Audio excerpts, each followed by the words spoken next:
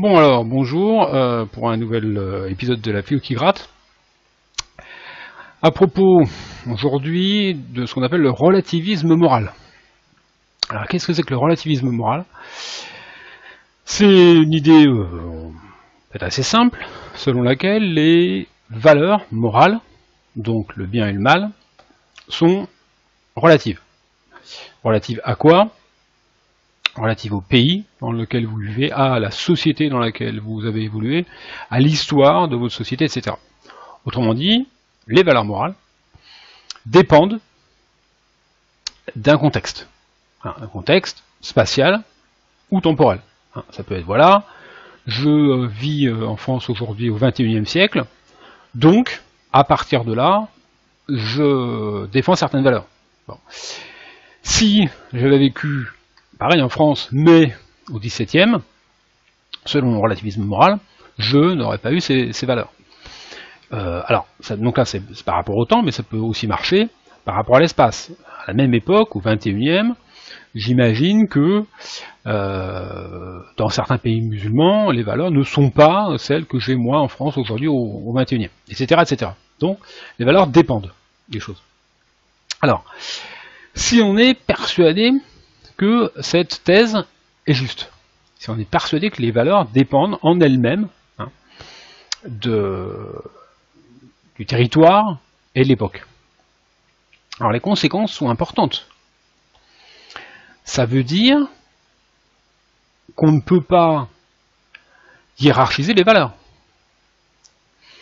Autrement dit, je ne peux pas dire les valeurs de telle époque à tel endroit sont meilleures que les autres.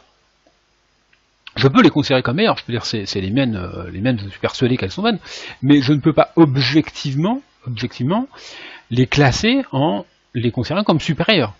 Bon. Puisque tout est relatif. Donc l'idée c'est que, bien entendu, qu'à chaque époque, les gens sont persuadés que leurs valeurs, les valeurs de leur époque et de leur pays sont les meilleures, mais si toutes les valeurs dépendent des époques et des territoires, alors il n'y en a aucune qui peut prétendre être supérieure aux autres. C'est exactement la même chose qu'en esthétique. En esthétique, c'est-à-dire la science du beau, si le beau dépend, on va dire, des gens, pour faire simple, alors personne ne peut prétendre savoir ce qu'est le beau, et personne ne peut prétendre dire ce qu'est le beau, en disant, voilà, moi, je sais mieux que vous, c'est moi qui ai la bonne définition, etc. Pour le relativisme esthétique, tout le monde a raison. Vous avez raison de trouver un film atroce, alors que je le trouve sublime. Vous avez raison de trouver une peinture très très belle, alors que je la trouve très moche, etc., etc. Tout dépend des gens. Bon. Donc si on commence à penser la même chose en matière d'éthique ou en matière de morale, le problème, ça va être que, non seulement je ne peux pas juger des choses comme étant, des valeurs comme étant inférieures ou supérieures, mais la question qui va se poser, pour un relativiste moral, c'est au nom de quoi je vais pouvoir critiquer des valeurs autres que les miennes. Au nom de quoi je vais prétendre que mes meilleures sont meilleures que celles du voisin. Ça, c'est le problème auquel se trouve confronté le relativisme. Alors, attention, si je mets le point sur ce problème, c'est pas du tout pour critiquer le relativisme en disant voilà, c'est une thèse qui ne tient pas. C'est pas ça, c'est pour vous montrer qu'il y a un problème. En revanche, le côté positif de la thèse relativiste, c'est bien entendu, on va dire, de rabattre le caquet à ceux qui se posaient comme supérieurs en matière de morale, à ceux qui pourraient avoir tendance à se prétendre des modèles en matière de morale, ou ceux qui pourraient prétendre savoir ce qui est vraiment bien et ce qui est vraiment mal.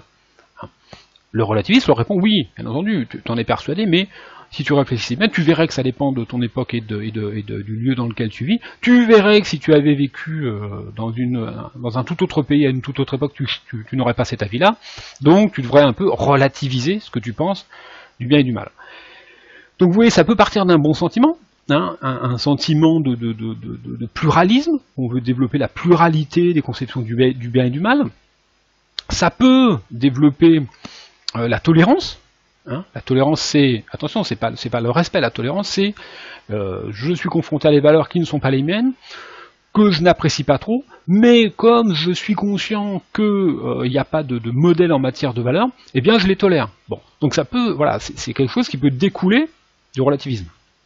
En revanche, le gros problème du relativisme, c'est qu'on se demande bien comment on va pouvoir critiquer des valeurs autres que les nôtres, à part simplement dire bah elles ne me plaisent pas. Moi, par rapport à mon pays et à ma tradition, les tiennes de valeurs, hein, qui me choquent, bah elles ne me plaisent pas simplement par rapport à moi, mais voilà, je ne peux pas les critiquer en soi en disant voilà, ce sont des valeurs mauvaises.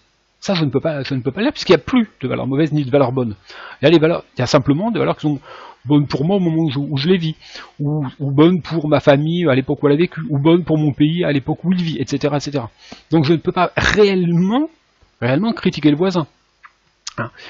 Comme en art, hein, je peux dire, bah voilà, toi tu trouves ça beau alors que j'ai vraiment détesté, mais je peux simplement te dire que j'ai détesté, hein, mais je peux dire que selon moi t'as pas trop de goût, mais je peux pas prétendre que tu as tort, je peux pas vraiment prétendre que tu as tort puisque je suis incapable de démontrer que tu as tort. Bon, donc vous voyez que c'est voilà, qualité de mes problèmes.